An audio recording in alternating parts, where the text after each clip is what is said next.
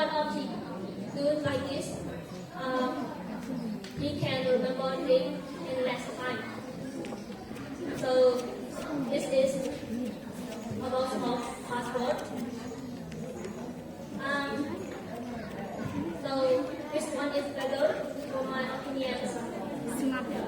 Smart word and hard word are equally important. Because success do not come when we only have a talent, but we have focus and we have to push and effort to achieve.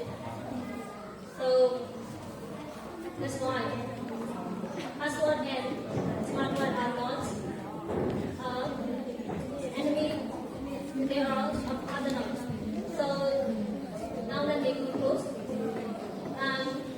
So that's very hard, and you have to put in effort with intelligence and for motivation. So let's keep going and do not lose hope.